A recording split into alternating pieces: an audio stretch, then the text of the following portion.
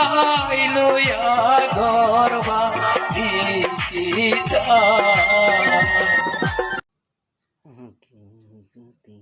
জানতাম রে বন্ধু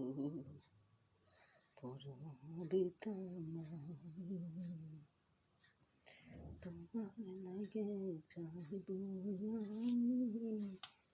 তোমার সুন্দরী বনে